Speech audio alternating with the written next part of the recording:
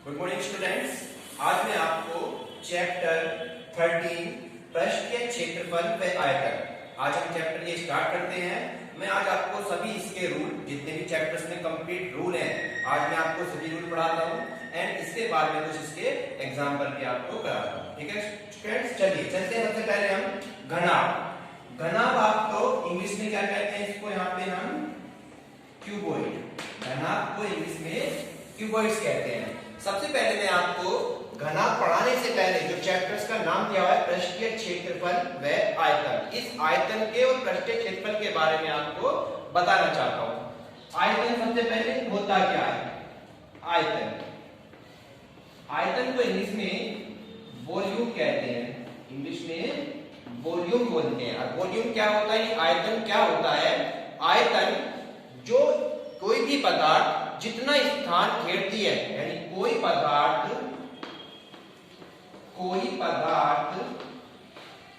जितना स्थान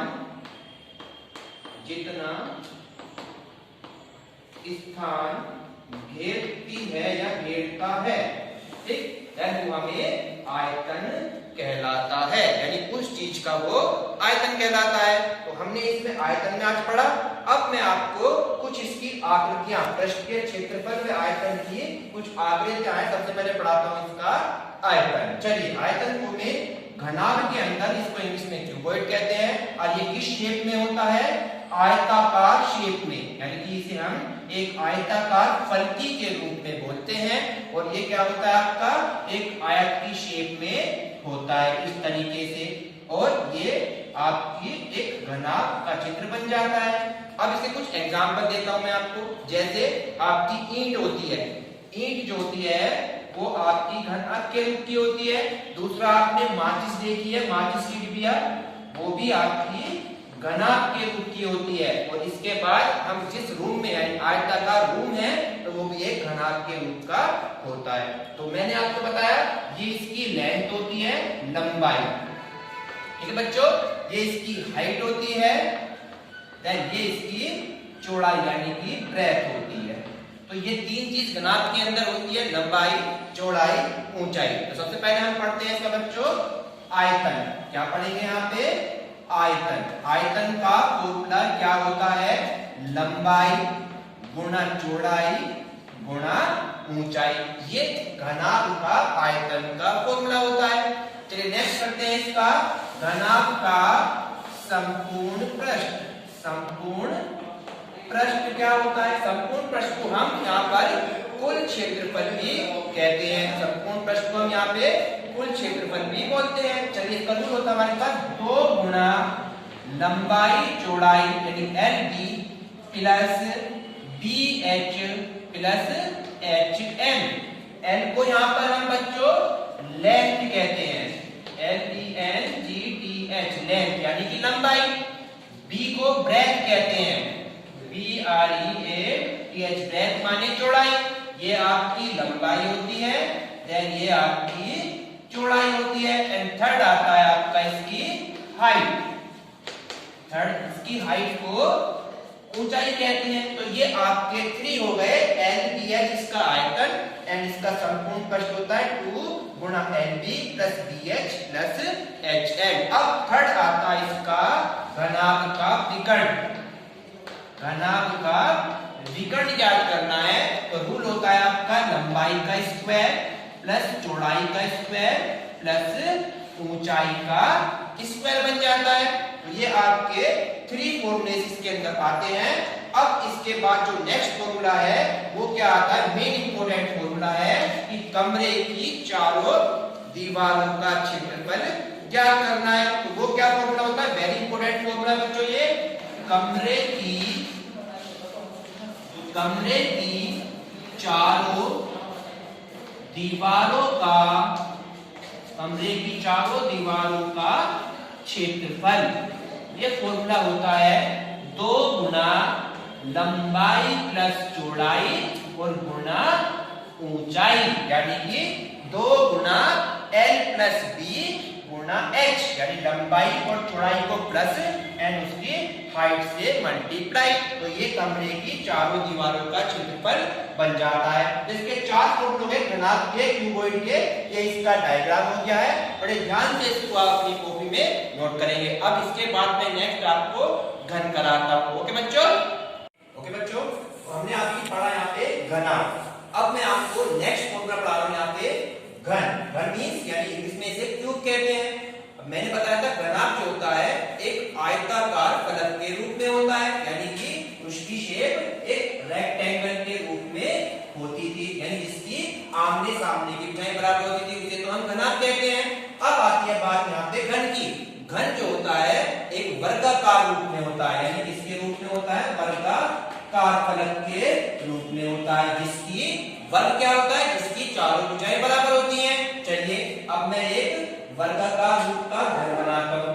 ये एक वर्गाकार रूप है जिसकी चारों भुजाएं इक्वल है। बिल्कुल सेम एग्रीज बनता है, बस यहाँ पर इसकी सभी भुजाएं इक्वल होती हैं। कैसे?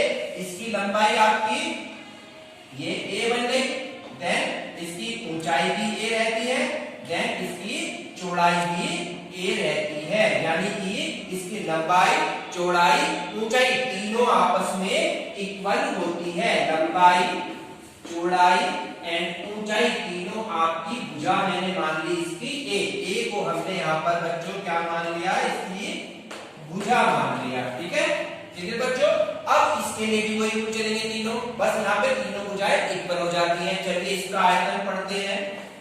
आयतन, वहां पर हमने घनाभ का जो आयतन पढ़ा था, घनाभ का आयतन था बच्चों लंबाई गुना चौड़ाई गुना ऊंचाई, ये उसका घनाभ का आयतन था।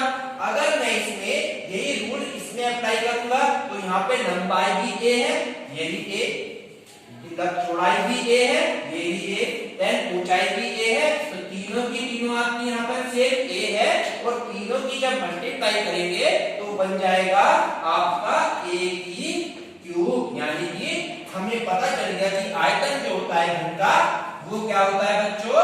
a की क्यूब। a को मैंने क्या कहा यहाँ पे? भुजा, यानी ये फॉर्मूला बन गया घन का आयतन भुजा की क्यूब। आप इसे हिंदी में भी लिख सकते हैं भुजा की क्यूब। ये हमारा आंसर। अब ये कैसे निकला मैंने आपको बता दिया। तो इसकी तीनों भुजाएं इक्वल होती हैं और सेम ही आपकी होती है इसमें। चलिए अब इसका आयतन के बाद पढ़ते हैं इसका संपूर्ण पृष्ठ। इसका भी संपूर्ण पृष्ठ होता है 6 गुना भुजा का स्क्वायर। 6 गुना भुजा का स्क्वायर 6a स्क्वायर होता है। नेक्स्ट पढ़ते हैं इसका घन का विकर्ण। क्या पढ़ते हैं बच्चों? घन का विकर्ण। विकर्ण कैसे होता है? विकर्ण डायगोनल, यानी कि इसके विकर्ण, ये विकर्ण होते हैं। जैसे इसमें विकर्ण थे ये वाले, इन्हें हम विकर्ण कहते हैं। तो इसका विकर्ण क्या बताया मैंने आपको? इसका था l का स्क्वायर, b का स्क्वायर, देन h का स्क्वायर। ये तो विकर्ण था घनाभ का। और मैंने क्या बताया आपको कि इसकी l भी a, b भी a, h भी a, देन तीनों की जगह आप a लिख दीजिए। a का स्क्वायर, देन a का स्क्वायर, देन a का स्क्वायर, तीनों क्योंकि इक्वल है तो ये तीनों मिलकर प्लस हो गए। a के स्क्वायर, a के स्क्वायर, a के स्क्वायर मिलकर कितना हो गया बच्चों? यहाँ पर 3a स्क्वायर। अब इसे सोल्व कैसे करेंगे? सोल्व भी बताता हूँ। हमें पता है कि a स्क्वायर जो होता है रूट से बाहर निकलकर आ जाता है और 3 का रूट 3 रहता है, तो इसे लिख देंगे यहाँ पर हम a अंडर रूट 3। तो आपका जो इसका विकर्ण निकला घन का फॉर्मूला विकर्ण का क्या निकला बच्चों? भुजा अंडर रूट 3, यानी कि a अंडर रूट 3। अब इसको a को हम क्या लिख सकते हैं यहाँ पर बच्चों? भुजा गुना अंडर रूट 3 भी लिख सकते हैं। तो ये बना कैसे? ये मैंने आपको बता दिया है। यानी जैसे घनाभ का रूल होता है बिल्कुल इसका भी वही रूल होता है, बस यहाँ पे इसकी तीनों साइड, तीनों भुजाएं इक्वल है। ठीक है बच्चों आपके? चलिए नेक्स्ट बताऊंगा इसके आगे में। ठीक है बच्चों, तो मैंने अभी आपको क्या पढ़ाया? घन। 2 चीज पढ़ा दी है मैंने, घनाभ, क्यूबॉइड, घन, क्यूब। अब मैं आपको पढ़ाऊं थर्ड पॉइंट बेलन। बेलन होता है आपका सिलेंड्रिकल, यानी सिलेंडर बुक कैसी होती है? अगर आपके पास कोई इस तरह की लाइन भी है यानी कोई इस तरह का तार भी है, वायर भी है, तो भी ये एक सिलेंड्रिकल रूप में यानी कि बेलन के रूप में होता है। ये हमारी चोक है, ये चोक भी आपके एक बेलन के रूप की ही होती है। कैसे, उसे देखते हैं। इसका डायग्राम होता है बच्चों यहाँ पर, ये इसका सिलेंड्रिकल का एक डायग्राम है। ठीक है बच्चों, यहाँ पर ये आपका डायग्राम बन गया है सिलेंडर का। चलिए, ये इसकी हाइट होती है, ऊंचाई, ये बेलन की हाइट होती है। ये आपकी इसकी त्रिज्या जिसे कहते हैं रेडियस।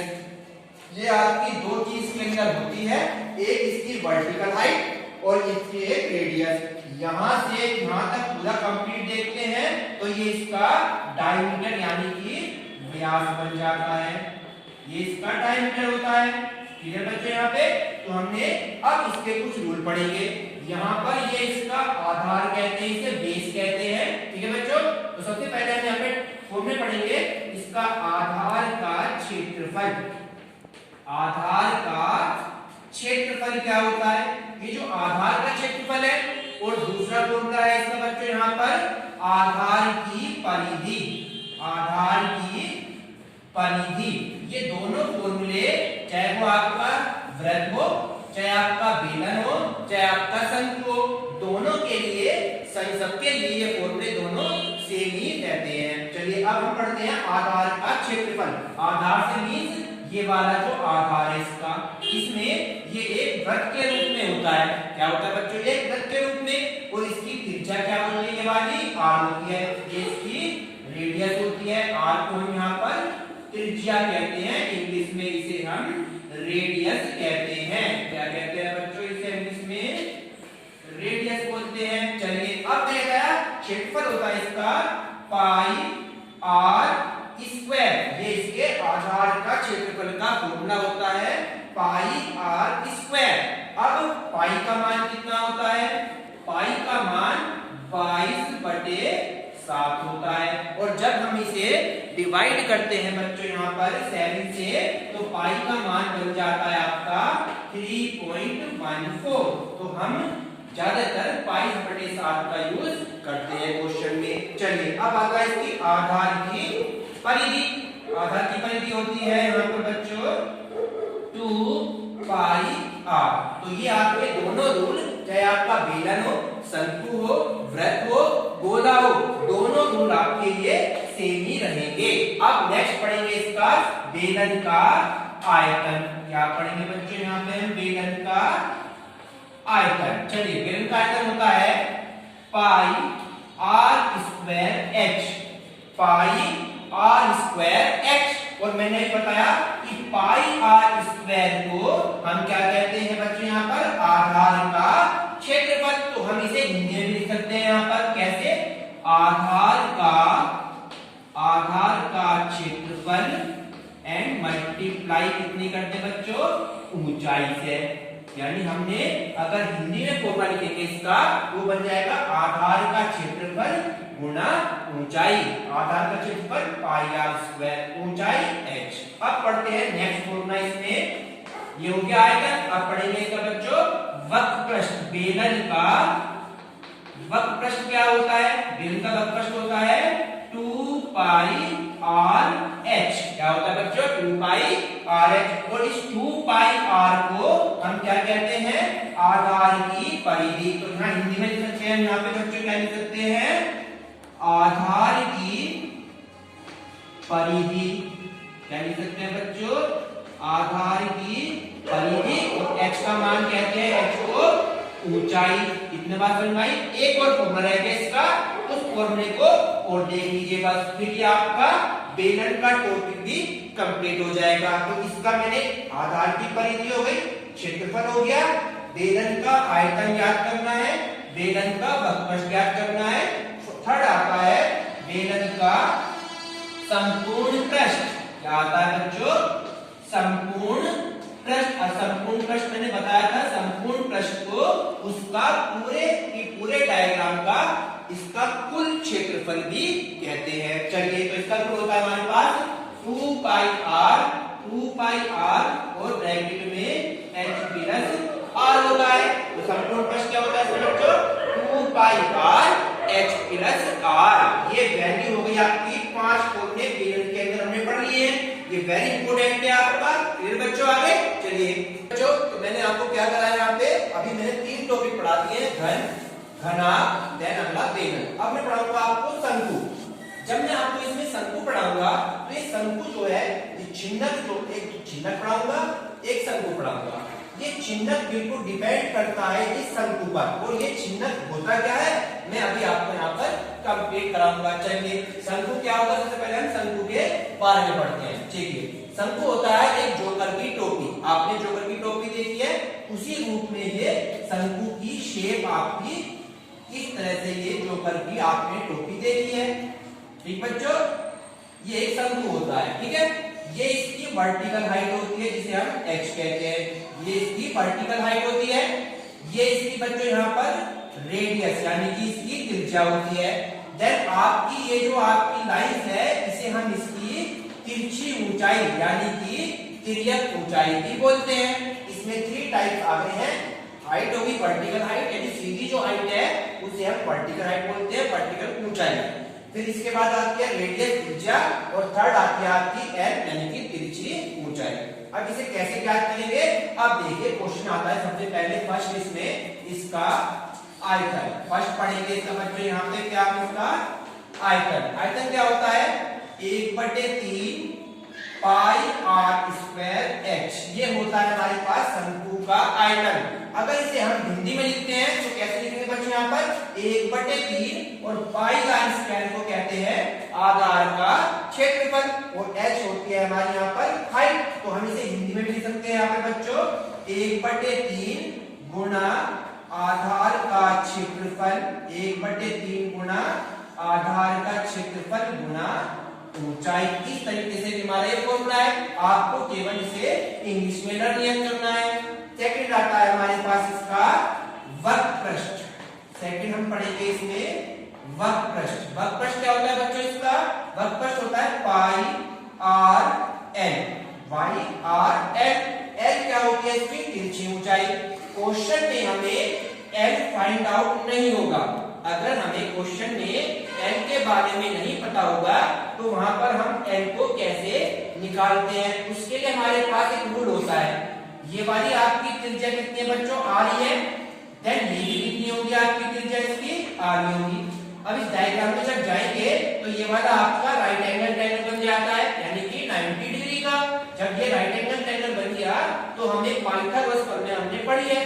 और पाइथागोरस प्रमेय क्या होती है बच्चों, कि सबसे बड़ी भुजा का वर्ग, इसके सामने वाली जो भुजा होती है वो सबसे बड़ी भुजा होती है, यानी जिसे हम कहते हैं कर्ण। यानी कर्ण का स्क्वायर शेष लंब के स्क्वायर के देन आधार के स्क्वायर के बराबर होता है। तो इसे हम कैसे लिखेंगे बच्चों, यहाँ पे n की वैल्यू निकालने के लिए n का स्क्वायर बराबर लंब का स्क्वायर यानी कि h का स्क्वायर प्लस त्रिज्या यानी कि आधार का स्क्वायर। ये हमारा n निकालने का फॉर्मूला होता है। जब मैं इसका स्क्वायर हटाता हूं यहाँ से तो इसका चढ़ जाएगा यहाँ पे बच्चों अंडर रूट, इसका हो जाता है। तो ये बन जाता है हमारे पास n निकालने का तरीका। ये बच्चों आपके तो वक्रपृष्ठ होता है इसका पाई r l, और n क्या है यहाँ पे आपका, मैंने बताया आपको तिरछी ऊंचाई। अभी मैं यहाँ पे लिख दूंगा कि यहाँ पर हम n को तो बोलते हैं बच्चों क्या, तिर्यक ऊंचाई, यानी इसे हम तिरछी ऊंचाई भी कहते हैं। आपकी h होती है वर्टिकल हाइट यानी कि ऊंचाई, और r आपकी होती है बच्चों यहाँ पर रेडियस यानी कि त्रिज्या। ये आपको इस तरीके से याद करने हैं। चलिए एक क्वेश्चन और रहेगा इसका लास्ट वाला, संपूर्ण पृष्ठ। क्या रहेगा बच्चों इसका, संपूर्ण पृष्ठ। संपूर्ण पृष्ठ क्या होता है इसका, पाई r ब्रैकेट में n प्लस r, यानी कि पाई r गुना n प्लस r। ये इसका संपूर्ण पृष्ठ बन जाता है शंकु का। तो हमने ये इसके चारों पार्ट हमने पढ़े हैं। ये शंकु बिल्कुल डिपेंड करता है छिन्नक पे। ओके बच्चों, अभी मैं आपको छिन्नक डिस्कस कराता हूं, पहले आप इसे करेंगे। ठीक है बच्चों, चलिए बच्चों मैंने अभी आपको शंकु पढ़ाया। ठीक है बच्चों, तो शंकु मैंने आपको बताया यहाँ पे कि शंकु ये इसकी वर्टिकल हाइट, ये इसकी रेडियस, ये इसकी तिरछी ऊंचाई होगी, और मैंने इसके सारे फॉर्मूले आपको बता दिए हैं। मैंने ये फॉर्मूले आपको चिन्ह जो है बिल्कुल डिपेंड करता है इस शंकु के ऊपर। कैसे, चलिए देखते हैं। यहाँ पे हम, ये आपका मैंने भी बताया था कि ये एक शंकु है, ये आपका शंकु था। यहाँ पे चिन्ह बोलता है कि अगर मैंने इसे यहाँ से कट कर दिया, यहाँ से काट दिया इसको, ठीक है, काटने के बाद इसका आधा पार्ट यहाँ से हट गया, यहाँ से इसका आधा पार्ट बच्चों ये हट गया, यानी केवल आपका इतना हिस्सा रह गया काटने के बाद। अब देखो ये इसकी ही शेप है, यानी इसमें उसमें शेप में बस इतना फर्क है कि यहाँ से मैंने इसको आधा काट दिया। काटने के बाद इसकी वर्टिकल हाइट तो एज इट इज रहेगी, यानी कि h तो एज इट इज रहेगी। बच्चों यहाँ पे बस यहाँ पर क्या रहा, ये वाली रेडियस जो बन गई ये तो बड़ी चमक रही है, यानी इसको हमने कैपिटल R कहते हैं यहाँ पे। और जो दूसरी बनी ये हमारी दूसरी त्रिज्या छोटी r बन गई, ये रेडियस छोटी हो गई। तो काटने के बाद अब ये चिन्ह होता क्या है, हमने जितना पार्ट ऊपर से काट दिया और ये नीचे वाला पार्ट, इन दोनों के बीच का जो पार्ट होता है उसे हम छिन्नक कहते हैं। यानी कि हमने काटने के बाद जो पार्ट बचा हमारा वो ये इसका छिन्नक कहलाता है। तो छिन्नक के यूज आपके वेरी इंपॉर्टेंट है। तो ये इसकी आपकी हाइट हो गई, ये इसकी बड़ी त्रिज्या हो गई, देन ये इसकी छोटी त्रिज्या हो गई। अब बिल्कुल सेम ये वाले फॉर्मूले इस पर डिपेंड करने हैं। सबसे पहले मैं आपको बताता हूँ इसका यहाँ पे n का फॉर्मूला। मैंने बताया था कि n का स्क्वायर बराबर होता है h का स्क्वायर प्लस r का स्क्वायर। तो बस यहाँ पर दो रेडियस आ गई है, एक कैपिटल R देन दूसरी स्मॉल r। चलिए रूल हमारा है h का स्क्वायर प्लस का साइन, ये रहा प्लस का साइन, r की जगह यहाँ लिखूंगा मैं r का स्क्वायर माइनस r का स्क्वायर। क्यों लिखा मैंने बच्चे यहाँ पर, क्योंकि हमारे पास यहाँ पर दो रेडियस आ गई है, यहाँ पर केवल एक ही रेडियस थी। ये सुना है बच्चों, तो मैंने क्या बताया आपको, यहाँ पर इसकी दो रेडियस आ गई है। तो इसको हम ऐसे कैसे करेंगे उसके देखेंगे। यहाँ क्या लिखा है, ओनली r, क्या लिखा है r। तो हम इसको यहाँ पे r स्क्वायर का होल स्क्वायर कर देंगे। क्या कर देंगे बच्चों, यहाँ पर इसका होल स्क्वायर, ये हो गया r माइनस r, यानी ये पूरा हमारा r बन गया। क्या बन गया बच्चों, यहाँ पर पूरा ये इसका r, तो ये हो गया n का स्क्वायर बराबर h का स्क्वायर प्लस r माइनस इन बड़ी त्रिज्या में से छोटी त्रिज्या को माइनस करके उसका होल स्क्वायर। जब इसका मैं स्क्वायर हटाता हूँ यहाँ से तो ये हो जाएगा आपका, स्क्वायर हटाऊंगा तो ये हो जाएगा n का स्क्वायर प्लस h का square plus r minus r का होल स्क्वायर का अंडर रूट। तो ये बना इससे इसी फॉर्मूले से, ये आपका तिरछी ऊंचाई निकालने का रूल हो गया। नेक्स्ट आता है इसका आयतन सेकंड, यानी कि अगर हमारे पास ये फॉर्मूले याद होंगे तभी हम इन फॉर्मूलों को कर सकते हैं। फिर बच्चों समझ में आ रही है। तो आयतन क्या बताया मैंने आपको, 1/3 पाई r स्क्वायर h। तो 1/3 और पाई तो एवरेज आएगा इसका। आयतन जब इसका फाइंड आउट करेंगे तो 1/3 और पाई तो एज इट इज रहता है। क्लियर।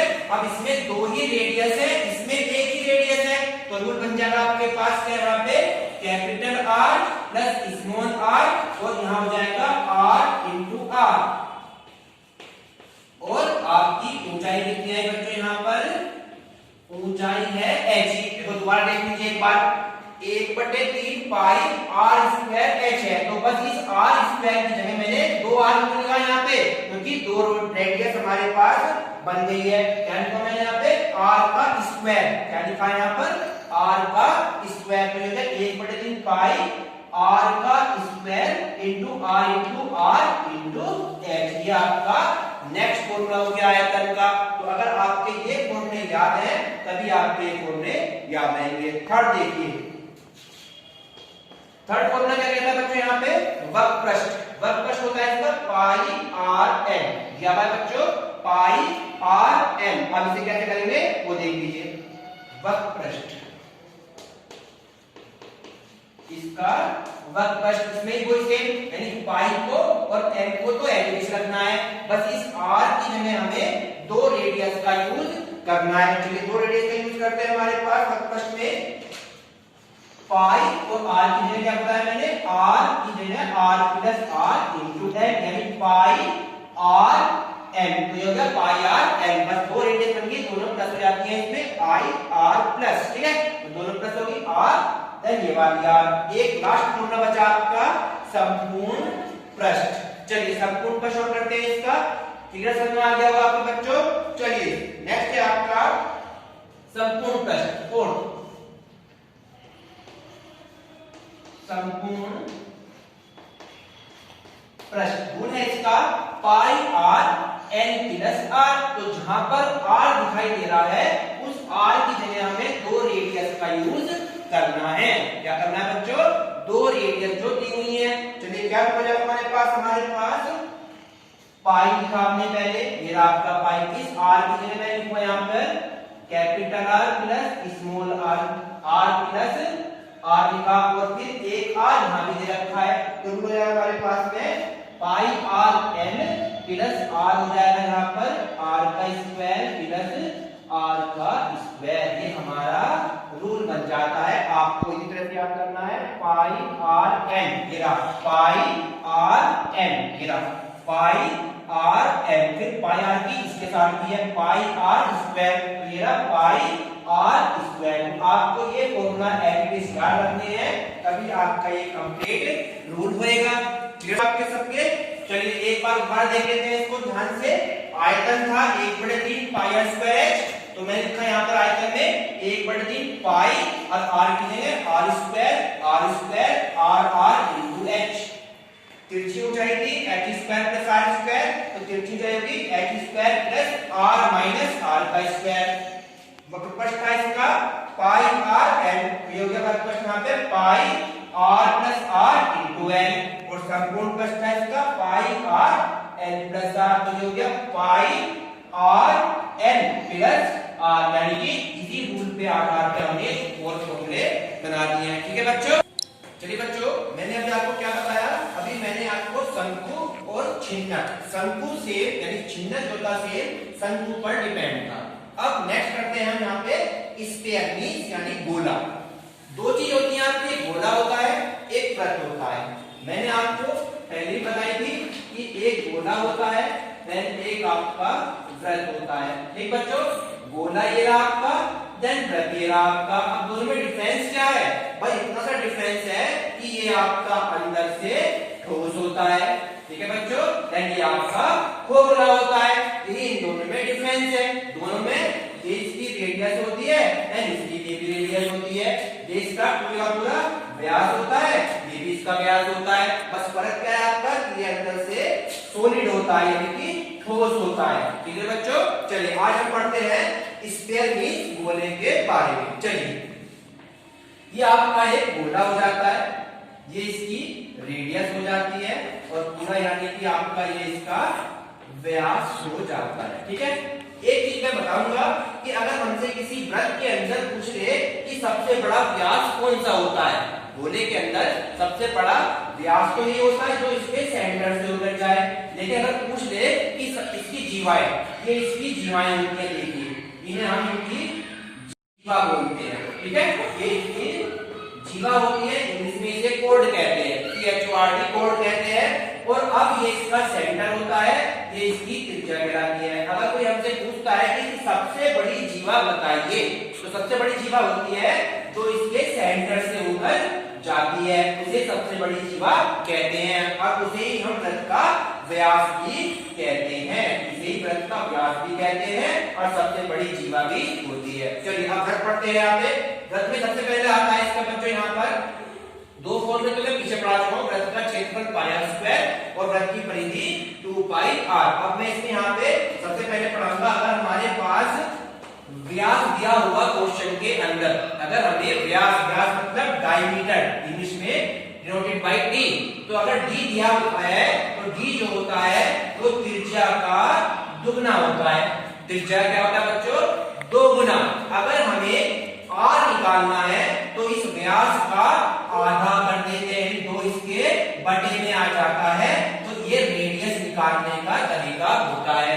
जब भी क्वेश्चन में डायमीटर फाइंड हो यानी डायमीटर दिया हो तो उसको हम हमेशा आधा कर देते हैं, तो हमारी त्रिज्या ज्ञात हो जाती है। चलिए अब पढ़ते हैं इसका गोले का आयतन। गोले का आयतन क्या होता है बच्चों? पाई आर की क्यूब, 4/3 पाई आर की क्यूब। और इसका नेक्स्ट फॉर्मूला होता है वक्र कष्ट। क्या होता है?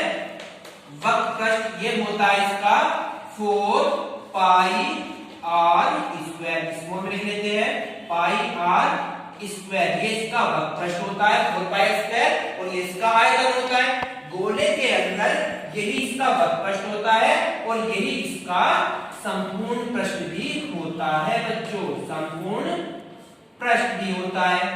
अब मैंने आपको एक दो चीज पढ़ाई है। अब मैं जब आपको अर्धगोला पढ़ाऊंगा तो ये बिल्कुल इसी पर डिपेंड है। अभी मैं देखो इसका अर्धगोला भी मैं आपको इसी में समझाता हूं। अर्धगोला क्या होता है? अर्धगोला को इंग्लिश में क्या कहते हैं बच्चों? Semi sphere.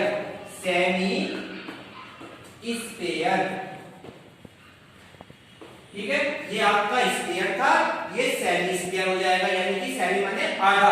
और इसमें मैंने बताया आपको आयतन 4/3 पाई आर क्यूब और वक्र कष्ट या संपूर्ण पृष्ठ दोनों इसके सेम होते हैं 4 पाई आर स्क्वायर। अब अर्धगोले की बात करते हैं अगर हम, ये इसका आधा गोला हो गया, बिल्कुल सेम एज ये इसकी रेडियस होती है यहाँ तक, ठीक है बच्चों।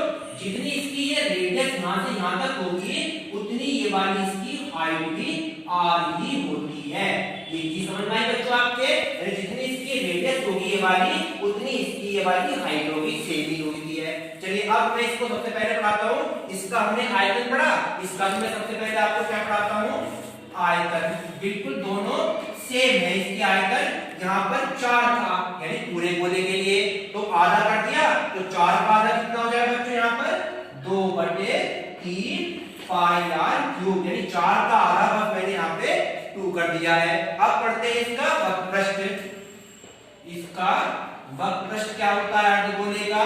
ये होता है यहाँ पर 4 पाई आर स्क्वायर, यहाँ पर हो जाएगा 2 पाई आर स्क्वायर, 4 का आधा हो गया 2 पाई।